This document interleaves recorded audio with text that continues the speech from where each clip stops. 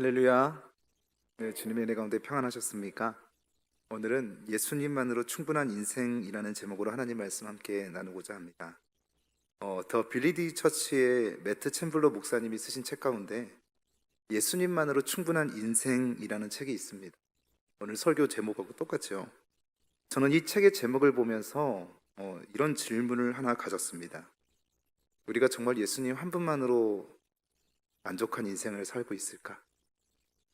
우리가 정말 예수님 한 분만으로 충분한 인생을 살고 있을까? 여러분 정말 예수님 한 분만으로 만족한 인생을 살아가고 계십니까? 질문하는 겁니다. 다시 한번 묻겠습니다. 여러분 정말 예수님 한 분만으로 만족하십니까? 절반만 만족하신 것 같습니다. 우리는 찬양 가운데 주님 한 분만으로 나는 만족해 이렇게 박수를 치면서 찬양하지만 우리가 이 찬양을 부르면서 정말 예수님 한 분만으로 나는 만족한 인생을 살고 있는 것인가? 이 질문을 마음속 깊은 곳에서부터 지울 수가 없었습니다. 정말 예수님 한 분만으로 만족하는 인생을 살고 있다고 한다면 우리의 신앙의 상태나 마음의 상태가 달라질 겁니다. 정말 기쁨이 넘치고요. 부족한 것이 없을 거고요. 그리고 감사함이 우리의 마음 가운데 충만하게 피감고 있을 거라는 생각이 드는 겁니다. 그런데 우리 그리스도인들의 얼굴을 가만히 살펴보면 예수님 한 분만으로 만족하는 인생을 살아가는 것보다는 예수님 때문에 무엇을 간구하고 또 예수님 때문에 무엇을 바라고 예수님 때문에 무엇을 얻기를 소망하지만 정작 그렇게 되지 않은 것 때문에 참 힘겹고 어렵고 고통스럽게 살아갈 때가 참 많다고 하는 겁니다. 그렇다면 우리가 어떻게 하면 예수님 한 분만으로도 만족할 수 있는 인생으로 살아갈 수 있을까? 이 말을 좀 질문을 바꾸어 말하자면 우리는 주님 한 분만으로 만족해라는 찬양을 부르면서도 왜 행복한 삶을 영위하며 살아가고 있지 못하는 것일까요? 오늘은 본문은요 거기에 대한 해답도 제공해 주고 있습니다. 오늘 본문에서 사도 바울은 로마에 있는 성도들에게 신령한 은사를 나눠주기 원한다고 말하고 있습니다. 정말 그런지 오늘 본문 11절 말씀을 함께 같이 한번 읽겠습니다. 시작. 내가 너희 보기를 간절히 원하는 것은 어떤 신령한 은사를 너희에게 나누어 주어 너희를 견고하게 한다. 어떤 신령한 은사를 바울이 들고 여러분들에게 나눠주기를 원한답니다. 그런데 그 신령한 은사는 여러분들이 견고하게 복음 가운데서 세워질 수 있도록 해주는 어떤 도구라고 얘기를 하는 겁니다. 그러면 이 신령한 은사, 로마의 성도들을 좀 견고하게 만들 수 있는 신령한 은사가 무엇이냐면 우리가 읽지는 않았지만 오늘 본문 15절 말씀에 보면 성도들을 견고하게 할 수 있는 이 신령한 은사의 정체가 무엇인지를 가르쳐주고 있습니다. 우리 15절도 한번 같이 읽겠습니다. 시작. 그러므로 나는 할 수 있는 대로 로마에 있는 너희에게도. 그러면 신령한 은사, 바울이 전하기 원했던 신령한 은사는 뭐라고요? 복음이라고 얘기를 하는 거예요. 그러니까 복음이 우리 마음 가운데 자리 잡고 있으면 견고해질 것이고 그 신령한 은사로 인하여서 우리는 예수님 한 분만으로 만족할 수 있다는 얘기를 오늘 바울은 우리에게 해주고 있는 것이죠. 바울이 로마 성도들에게 나눠주기 원했던 신령한 은사는 바로 복음을 얘기하는데 그 복음이 예수님만으로 충만한 인생, 예수님만으로 만족하는 인생으로 살아갈 수 있도록 우리에게 나눠주기를 원한다는 겁니다. 그 복음을 다 받게 되시길 마음 가운데 심겨져서 견고해지시는 신앙인으로 살아가게 되시길 주님의 이름으로 축복합니다. 근데 좀 이상합니다. 원래 이 로마서는요 로마에 있는 성도들을 위해서 쓰여진 말씀이에요. 하나님의 말씀이에요. 다시 말하자면 로마에 있는 성도들은 처음 복음을 듣는 게 아닙니다. 이 신령한 은사인 이 복음이 무엇인지도 알고 있었을 거예요. 그런데도 불구하고 바울은 굳이 로마서를 쓰면서 로마의 성도들에게 신령한 은사인 복음을 나눠주기를 원한다고 하는 겁니다. 그리고 그것을 고린도에서 보내고 있는 것이죠.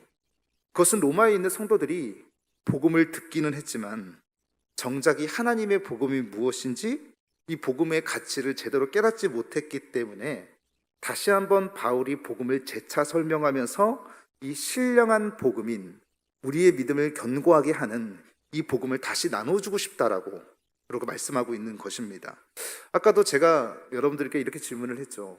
예수님 한 분만으로 만족한 인생을 살고 계십니까? 라고 얘기했을 때 절반도 안 되는 분들이 아멘이라고 좀 약간 확실하게 대답하셨는데, 우리가 복음을 알고 있기는 하지만, 듣기는 들었지만 정확하게 깨달아지지 않아서 이 복음이, 그리고 예수님 한 분만으로 만족하는 인생으로 내가 살아가고 있는 것일까? 이것에 대한 의문점이 우리 스스로도 가지고 있다라고 얘기하는 겁니다. 그러니까 복음을 제대로 알지 못하니까 그 복음의 가치를 제대로 깨닫지 못하게 되는 것이고, 그 복음의 가치를 깨닫지 못하니까 예수님 한 분만으로 만족할 수 없는 인생을 살아가게 되는 것이지요. 그러기에 저는 무엇보다도 우리가 이 복음의 의미를 제대로 깨닫게 됨으로 말미암아 예수님 한 분만으로도 충만한 인생, 예수님 한 분만으로도 만족하는 인생, 예수님 한 분만으로도 감사하는 인생으로 살아가시는 저와 여러분이 되기를 소망합니다.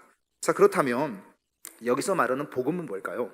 첫째로는 이 복음은 우리가 계획하는 일들이 술술 잘 되고 풀려지고, 그리고 이 일이 잘 성취되는 것을 가리켜서 복음이라고 얘기하지 않고, 바울은 앞에서 그냥 복음이라고 말하지 않고 하나님의 복음이라고 정확하게 말을 합니다. 그러니까 우리가 다시요, 복음이 아니라 하나님의 복음이 신령한 은사인 것이고, 그 신령한 은사인 하나님의 복음을 우리가 받아들여야 된다고 얘기를 하는 것이죠. 자, 로마서 1장 1절 말씀을 한번 같이 읽겠습니다. 시작. 예수 그리스도의 종 바울은 사도로 부르심을 받아. 자, 바울이 복음을 위하여 택정을 받았다 이렇게 얘기하지 않습니다. 이 복음은요, 네이버 사전에 보면 좋은 소식, 기쁜 소식, 복된 소식이라고 써 있어요. 그러니까 바울은 정확하게 얘기하는 거예요. 그냥 우리 인생이 잘 되는 게 아니고, 우리가 바라고 간구하고 계획했던 일들이 성취되는 것이 복음이 아니라 하나님의 복음을 위해서 내가 예수 그리스도의 종으로 택하심을, 그리고 부르심을 받았다라고 얘기를 하고 있는 겁니다. 그 당시, 왜냐하면 사람들은요, 이 복음이라고 그냥 얘기를 하면 자신들이 좋아하는 그냥 좋은 소식들이 복음이라고 생각했거든요.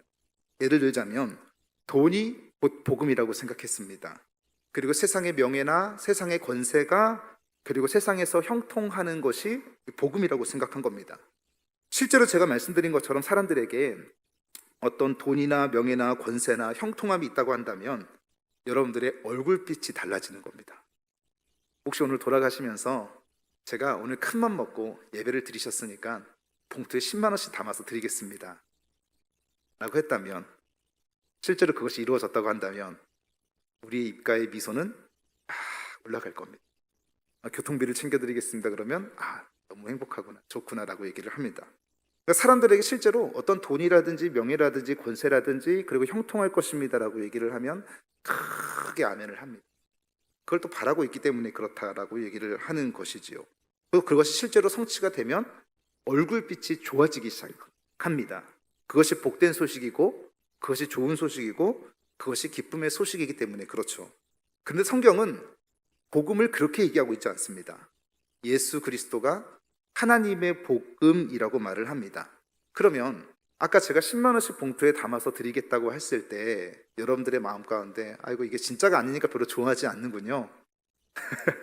여러분들에게 어떤 물질이라든지 이런 것들이 채워지면 정말 이렇게 얼굴이 좋게 귀에 올라가지 않습니까? 생각지도 않았던 뜻밖의 어떤 좋은 소식들을 듣게 되는데, 그런데 하나님의 복음입니다, 예수 그리스도의 복음입니다, 신령한 은사입니다라고 얘기를 했을 때 그것을 우리가 전달받고 마음에 새기게 되었으면 우리도 그 기쁨의 복된 소식이기 때문에 어떻게 해야 됩니까?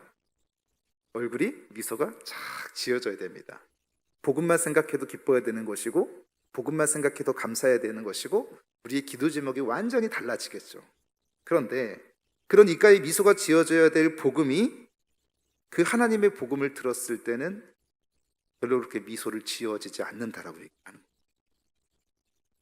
복음이 뭐냐면 하나님께서 우리를 위해서 독생자 예수 그리스도를 이 땅에 보내주셨고, 그리고 우리를 대신해서 십자가에 죽으심으로 우리의 모든 죄를 사해 주셨고, 그리고 십자가에 죽으시고 부활하심으로 우리의 구주와 우리의 주님이 되어주셨다. 이게 바로 하나님의 복음입니다. 그러면 이거를 들을 때마다 우리의 입가의 미소는 절로 올라가야 되는데, 기뻐야 되는데, 즐거워야 되는데, 사람들에게 이 하나님의 복음을 전하게 될 때 사람들이 어떻게 반응합니까? 우리 교회 성도님들 가운데 아파트 전도회가 다시 이제 좀 시작이 되어야 될 텐데 입주가 얼마 안 남았거든요. 그 아파트 전도를 해보신 분들은 아실 거예요. 그 하나님의 복음을 전하게 됐을 때 그것을 받는 사람들의 마음이 어떻던가? 안 해보셨습니까? 해보십시오. 그 하나님의 복음을 전할 때 그것을 복음을 받는 사람들이 어떤 일확천금을 얻게 된 것이라든지 새로운 집에 들어가게 된 것이라든지 새 차를 사게 된 기쁨보다 이 하나님의 복음이 더 기뻐하지 않는다라고 얘기를 하는 거예요. 어떻게 반응하냐면 욕을 먹습니다. 요즘에 참 복음 전하기가 코로나19를 관통하면서 힘들어졌습니다. 그리고 관계를 끊자고 하고 이런 얘기로 다시는 연락하지 않았으면 해라고 정확하게 문자를 보내줍니다. 다시 말씀드리면 세상 사람들에게 하나님의 복음인 그 예수 그리스도는 사람들이 듣고 싶어하는 기쁨의 좋은 소식이 되고 있지 않다라고 얘기를 하는 거예요. 그러면 하나님의 복음인 예수 그리스도는 지금 복음이 아니라고 얘기를 하는 겁니다. 그런데 더 심각한 문제는 뭔지 아세요? 예수님을 믿는 우리 그리스도인들조차도 하나님의 복음이 더 이상 기쁨의 좋은 소식으로 들려지지 않고 있다는 것. 그리스도인들의 기도를 한번 들어보면 무엇을 기도하냐면 예수님 한 분만으로 우리가 만족하고 기뻐하고 감사하고 있다고 한다면 더 이상 다른 기도가 필요하지 않죠.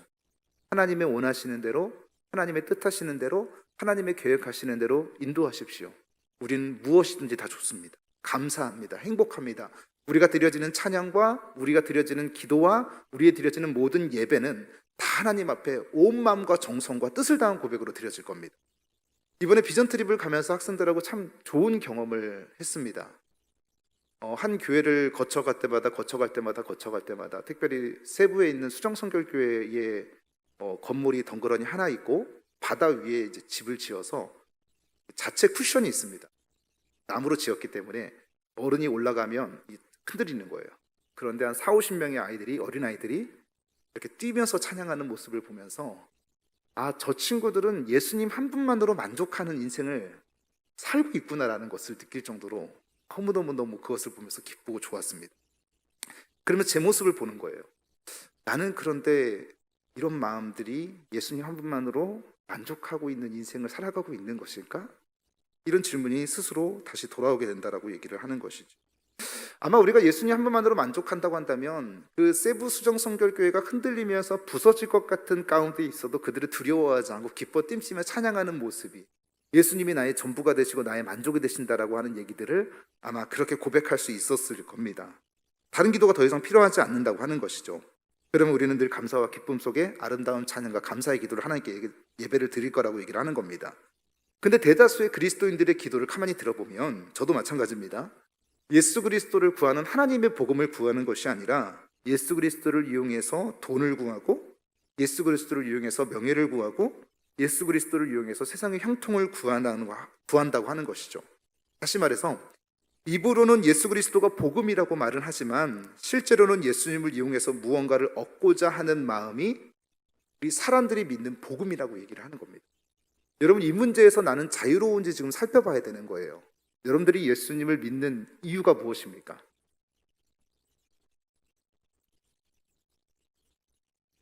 예수님을 이용해서 명예를 구하고 예수님을 이용해서 돈을 구하고 예수님을 이용해서 세상의 형통을 구한다고 한다면 죄송합니다. 이건 기복주의입니다.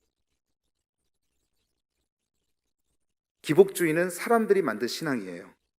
예수 믿으면 잘 돼, 예수 믿으면 형통해, 예수 믿으면 세상에서 잘 나가, 예수 믿으면 병이 나을 수 있어.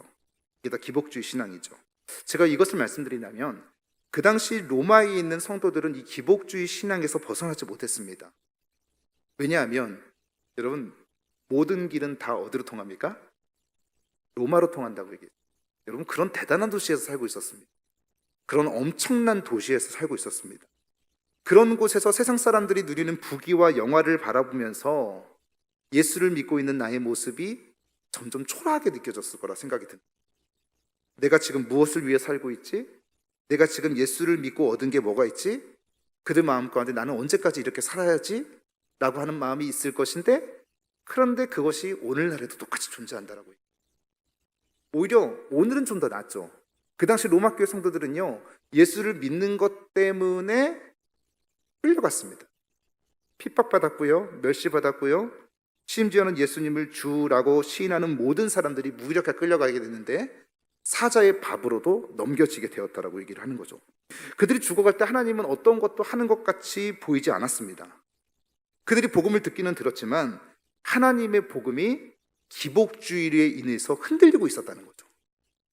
그들이 입술로는 하나님이 복음을 믿는다라고 얘기를 하지만 정작 사람들이 말하는 기복주의로 지금 점점 신앙으로 딸려가고 있었다라고 얘기를 하는 겁니다. 그래서 바울이 권면하는 거예요. 뭐라고 권면하냐면 지금 너희들이 믿고 있는 복음은 진짜 복음이 아니야. 다른 복음이야. 이 하나님의 복음, 예수 그리스도의 복음이 너희들에게 들려져야지 너희들이 흔들리지 않고 견고하게 예수님 한 분만으로 만족하며 살아갈 수 있어라고 오늘 바울은 로마서를 통해서 우리에게 말씀해 주고 있는 것입니다. 그러게 사랑하는 성도 여러분, 세상에서 말하는 복음이 하나님의 복음, 예수 그리스도의 복음으로 자꾸만 다시 들려지게 됨으로 말미암아 내가 지금 믿고 있는 이 복음이 하나님의 복음인지 아니면 세상에서 말하는 세상의 기준점에서 흔들리고 있는, 그리고 나는 언제까지 이렇게 살아야 되지? 내가 그리스도인을 이렇게 헌신하고 있는데 나에게 좋은 일이 무엇이야? 이런 질문이 오고 있다고 한다면 그것은 기복주의 신앙임을 믿고 생각하시고 오늘 하나님의 복음, 예수 그리스도의 복음이 더 무엇인지를 알아가기를 소망하는 마음을 가지고 예수님 한 분만으로 만족한 인생 되시기를 주님의 이름으로 간절히 축복합니다. 한 발 더 나아가서 두 번째로 복음은 뭐냐면 복음은 예수 그리스도만이 복음인 겁니다. 다시요. 복음은 예수 그리스도만이 복음이라는 거예요. 여러분 교회를 좀 다녀보신 분들이라고 한다면 예수님이 우리의 주님이시고 구주가 되신다고 하시는 이 복음을 모르는 사람들이 누가 있겠습니까? 근데 모든 그리스도인들이 하나님의 복음을 다 알고 있는 것 같지만 앞에서 말씀드린 것처럼 깨닫지 못하고 있기 때문에 그 복음의 가치를 잘 모른다고 말씀을 드렸죠. 마찬가지로 로마교에 있는 성도들도 마찬가지였습니다. 예수가 그리스도라고 하는 이 복음의 사실을 모르지 않았는데 이 성도들의 모습이 5절 6절 말씀에 기록이 되어 있습니다. 한번 같이 5절 6절 읽겠습니다. 시작. 그로 말미암아 우리가 은혜와 사도의 직분을 받아 그의 이름을 위하여 모든 이방인 중에서 믿어 순종하게 하나니 너희도 그들 중에서 예수 그리스도의 것으로 부르심을 받은 자니라라고 얘기하고 있는 거예요. 자, 하나님의 복음인 예수 그리스도를 알지 못하니까 바울이 복음을 전하는 겁니다. 그런데 그들에게 또 바울이 얘기를 합니다. 복음이 예수 그리스도다. 그것이 또 2절 4절에 기록되어 있습니다. 우리 한번 같이 읽겠습니다. 2절 4절 시작. 이 복음은 하나님이 선지자들을 통하여 그의 아들에 관하여 성경에 미리 약속하신 것이라. 그의 아들에 관하여는 말하면 육신으로는 다윗의 혈통에서 나셨고 성결의 영으로는 죽은 자들 가운데서 부활하사 능력으로 하나님의 아들로 선포되셨으니 곧 우리 주 예수 그리스도시다. 자, 2절에서 4절도 그리고 5절에서 6절도 결국은 예수 그리스도가 복음이라는 사실을 우리에게 말씀해 주고 있는 겁니다. 계속해서 바울은 얘기하죠. 반복해서. 왜요? 로마교회 성도들이요, 예수 그리스도만이 복음이라고 생각하지 않고 거기에 기복주의에 하나 또 얹어서 옵니다. 그게 뭐냐면 율법주의입니다. 믿음 플러스 행위도 필요하다고 얘기를 하는 거예요. 인간의 노력과 인간의 행위도 필요하다고 하는 다른 복음도 들어오기 시작한 겁니다. 아무래도 힘들었기 때문에 그렇겠죠. 너무나 힘들고 고통스럽고 예수를 주라고 고백하는 사람들이 끌려가고 있는 그런 상황 가운데서 우리의 믿음이 부족하나? 아니면 기복주의로 끌려가는 사람도 있었겠지만 내 믿음이 연약해서 그런가? 내 행위가 필요한가? 그러면서 자연스럽게 율법주의로 끌려가기 시작했다라고 얘기를 하는 거예요. 그래서 바울은 이렇게 선언하는 겁니다. 오직 예수 그리스도만이 복음입니다. 은혜입니다. 거기에 그 어떤 것도 첨가할 필요가 없습니다라고 얘기를 하는 거예요. 이것을 바울이 복음을 전하고 있다라고 얘기하는 것이죠. 그런데도 로마교회 성도들은 이것을 수없이 들었음에도 불구하고 거기에는 우리의 노력과 우리의 선행과 우리의 열심과 우리의 정성이 있다고 생각하기 시작한 겁니다. 제가 여러분 구별을 해드립니다. 구원받은 사람들에게 나타나는 열매로 우리의 헌신과 우리의 섬김이 필요한 것이지 우리가 받는 행위가 구원의 조건은 아닙니다. 구원의 조건은 전적으로 하나님의 은혜입니다. 100% 하나님의 열심인 것이고 100% 하나님의 노력인 것이고 100% 하나님의 은혜인 줄 믿으시기 바랍니다. 우리의 노력은 단 1%도 들어가지 않는다라고 얘기를 하는 거예요. 그런데 그 100% 하나님의 은혜로 구원받은 사람들이 나타나는 열매가 뭡니까? 성령의 9가지 열매로 나타날 수 있는 것이고 교회에 헌신하고 봉사하는 것이고, 다시요, 구원을 얻기 위해서는 어떠한 행위와 노력도 필요치 않는다라고 얘기를 하는 겁니다. 실제로 초대교회에 보면 이 다른 복음을 전하는 사람들이 굉장히 많이 있었습니다. 고린도후서 11장 3절 4절 말씀에 보면 이렇게 기록이 되어 있네요. 뱀이 그 관계로 하와와 미혹한 것 같이 너희 마음이 그리스도를 향한 진실함과 깨끗함에서 떠나 부패할까 두려워하느라. 만일 누가 가서 우리가 전파한지 아니한 다른 예수를 전파하거나 혹은 너희가 받지 아니한 다른 영을 받게 하거나 혹은 너희가 받지 아니한 다른 복음을 받게 할 때에는 너희가 잘 용납하는구나라고 얘기를 하고 있습니다. 이게 바뀌어져야 되는 거예요. 잘 용납하는구나가 아니라 그럼에도 불구하고 신령한 은사로 하나님의 복음을 견고하게 서 있구나라고 얘기를 해야 되는데, 이런 다른 복음들을 전했을 때 이 성도들이 어떻게 되냐면, 내 믿음이 부족한가? 내 행위가 더 필요한가? 내 열심이 있어야 되나? 그런 기복주의를 넘어서서 율법주의까지 와버렸다라고 얘기를 하는 겁니다. 그런데 이런 다른 복음을 들은 성도들이 이것을 용납하더라고요. 그래, 믿음이 중요하지. 내가 믿음의 삶을 살아내서 보여줘야 되는 거 아니야? 그래서 다른 사람도 예수 믿을 수 있는 거 아니야? 그런데 여러분 점검해 볼게요. 여러분, 우리가 율법대로 살아보려고 노력해서 그거는 구원의 열매로 나타나는 거지 구원을 받기 위한 이 조건은 아니라고 말씀을 드렸습니다. 여러분, 우리가 우리 행위로 우리 스스로를 구원할 수 있다고 생각해 보셨습니까? 만약 그것이 가능하다고 한다면 얼마큼 오셨습니까? 여러분, 사실 저는 늘 당연하다고 생각했습니다. 예수님을 닮기를 원하고 그리고 예수님을 따라가기를 원하고 또 그렇게 해야 된다고 생각을 했습니다. 그러면 저에게는 구원이 열린다고 생각을 했습니다. 근데 대단한 착각이었습니다. 구원은 이미 우리에게 믿음으로 주어지고 100% 하나님의 은혜였는데, 그런데 우리는 어떻게 그 은혜를 받았으며 구원을 받았음에도 불구하고 노력했는데 저는 절대로 예수님을 따라갈 수가 없더라고요. 심지어 예수님을 닮아갈 수도 없었습니다. 여러분, 예수님 좀 닮으셨습니까? 어디까지 가셨습니까? 신앙생활을 40년, 50년씩 하셨는데도 불구하고 예수님 어느 정도까지 닮으셨습니까? 저는 하나도 못 닮은 것 같습니다. 세워보지도 못했습니다.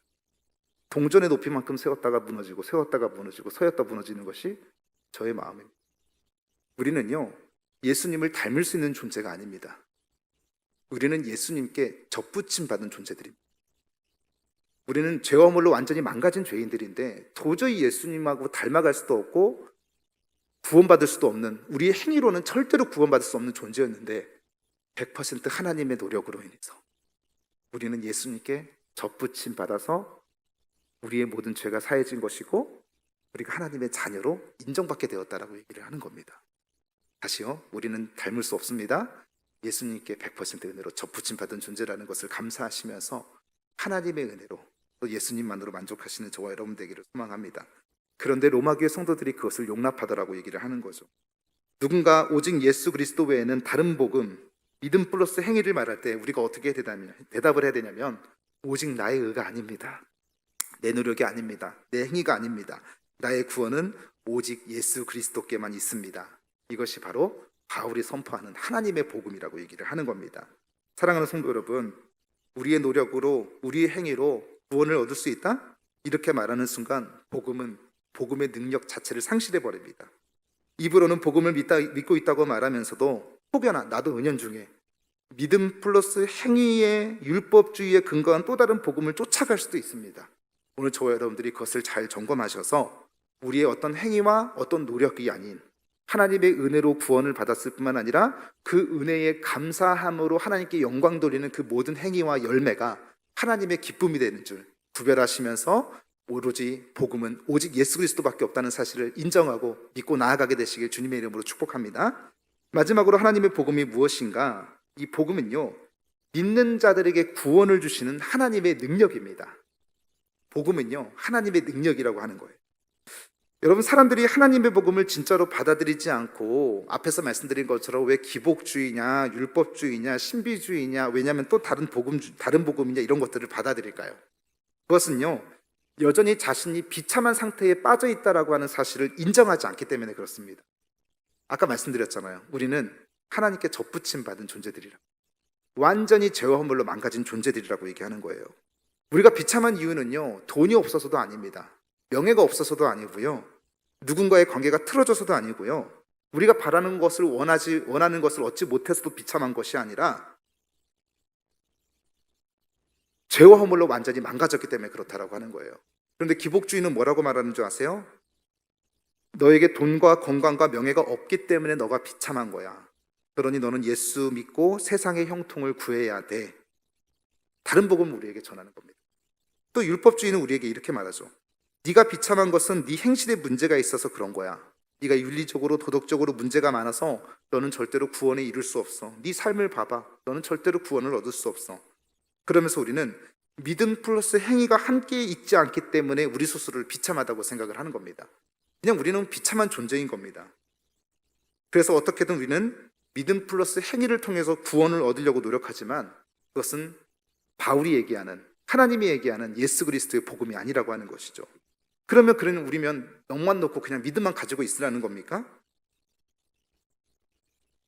그게 아니라 믿음 플러스 행위가 아니라 하나님의 능력, 하나님의 은혜가 우리의 삶을 이끌어가게끔 만들어야 된다고 얘기하는 겁니다. 우리의 의지가, 우리의 행위가 우리 스스로를 이끌어가는 것이 아니라 하나님의 은혜가, 하나님의 능력이 우리를 이끌어가는 삶을 우리가 붙잡고 살아가야 된다고 얘기를 하는 거죠. 그러면 사람들은 왜 우리가 이렇게 비참한 상태에 빠져 있다는 사실을 왜 모를까? 인간이 비참하다고 생각하는 이유는 딱 한 가지입니다. 죄 때문에 그렇죠. 죄 때문에 우리는 망가진 존재라고 말씀을 드렸습니다. 앞에서 말씀드린 것처럼 돈도 없어도 아니고 건강하지 않아서도 아니고 우리의 행위로 노력한다 할지라도 어차피 또 우리는 죄를 짓기 때문에 비참한 상태에 빠져 있다라고 얘기를 하는 것이죠. 이것을 인정하지 않기 때문에 그렇습니다. 그런데 그것을 아는 사람들은 어떻게 고백합니까? 이 사도 바울의 고백이 오호라 나는 공고한 사람이로다. 누가 이 사망의 법에서 나를 건져낼까? 이런 고백이 오기 시작하는 거죠. 우리가 비참한 이유는 로마서 3장 2, 3절 말씀이죠. 모든 사람이 죄를 범하였음에 하나님의 영광에 이르지 못하더니 죄 때문에 우리 인간이 비참하다고 얘기를 하는 겁니다. 그래서 우리는 돈이 아무리 많아봐야 돈 많은 죄인인 거예요. 우리는 아무리 세상에서 형통해봐야 형통한 죄인인 겁니다. 우리는 세상에서 아무리 건강해봐야 건강한 죄인인 것이고요. 세상에서 아무리 잘 나가봐야 잘 나가는 죄인인 겁니다. 그것이 바로 로마서 3장 23절 말씀에서 죄의 싹은 사망이라고 얘기를 하고 있는 것이고 그 사망의 결과는 영원한 죽음이라고 말씀하고 있는 겁니다. 그래서 이 죄의 문제를 해결하지 않는 한 우리는 절대로 만족한 인생을 살아갈 수 없는데 사람들은 이 죄의 문제를 해결해 보려고 믿음 플러스 행위로 노력한다고 말씀드렸죠. 그런데 기독교가 다른 종교와 차이점이 무엇인지 아십니까? 다른 종교는요, 모든 인간의 행위에 근거합니다. 인간의 노력과 인간의 정성과 인간의 열심으로 신을 만족시킬 때까지 노력하는 거예요. 그게 다른 종교의 특징입니다. 근데 기독교는요, 죄와 허물로 망가진 나를 위해서 내가 노력하는 것이 아니라 100% 하나님이 노력하십니다. 100% 하나님의 열심이 있어야 되는 것이고 100% 하나님의 전적인 은혜로 우리를 구원하신 것이 이 기독교라고 얘기하는 것이죠. 그래서 로마서 3장 9절에서 12절 말씀 우리에게 이렇게 말합니다. 우리의 모든 죄와 허물로 망가진 상태에 대해서 얘기를 하는데, 자, 같이 읽습니다. 시작. 그러면 어떠하냐? 우리는 나으냐? 결코 아니라. 유대인이나 헬라인이나 다 죄 아래에 있다고 우리가 이미 선언하였느니라. 기록된 바 의인은 없나니 하나도 없으며 깨닫는 자도 없고 하나님을 찾는 자도 없고 다 치우쳐 함께 무익하게 되고 선을 행하는 자는 없나니 하나도 없도다. 그러기에 우리 그리스도인들은 하나님의 능력으로 살아가야 되는 겁니다. 가난한데도 하나님의 능력으로 살아가야 되는 것이고 건강하지 않은데도 하나님의 능력으로 살아가야 되는 것이고 되는 것이 없음에도 하나님의 능력으로 살아가야 되는 것이에요. 우리를 의롭다 하신 하나님의 능력 때문에 우리가 살아가야 하는 것입니다. 그래서 로마서 1장 16절 말씀이 이렇게 고백하죠. 내가 복음을 부끄러워하지 아니하노니 이 복음은 모든 믿는 자에게 구원을 주시는 하나님의 능력됨이라 라고 말씀하고 있는 겁니다. 이 복음을 믿는 사람은 이 복음 때문에 죄에서 자유케 된다는 이 사실 한 가지만으로도 우리는 예수님 한 분만으로 만족할 수 있는 겁니다. 설교를 정리합니다. 주님 한 분만으로 나는 만족해라고 얘기하는 것은 주님께서 우리가 갖고 싶은 것을 다 갖게 해주신다는 것도 아니고 우리가 부귀영화를 누리게 해주신다는 것도 아니고 철저하게 완전히 망가진 죄의 노예로 살았던 우리를 죄에서 자유케 해주시고 그리고 우리를 대신해서 십자가에 죽으시고 부활하심으로 말미암아 우리를 의롭게 여기셨기 때문에 죄에서 자유케 하셨기 때문에 구원의 길을 열어주셨기 때문에 우리는 예수님 한 분만으로 우리를 만족시키기에 충분하시다고 하는 겁니다. 그 하나님의 복음, 그 예수 그리스도의 복음, 그 하나님의 능력의 복음을 의지하시면서 살아가시는 저와 여러분들 다 되시기를 주님의 이름으로 간절히 축복합니다.